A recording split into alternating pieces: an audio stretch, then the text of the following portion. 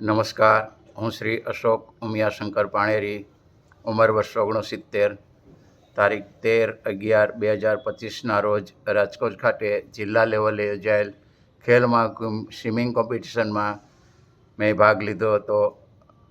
આ સ્પર્ધામાં મેં 3 ઇવેન્ટમાં ભાગ લીધો હતો, જેમાં free style, back stroke and breast stroke.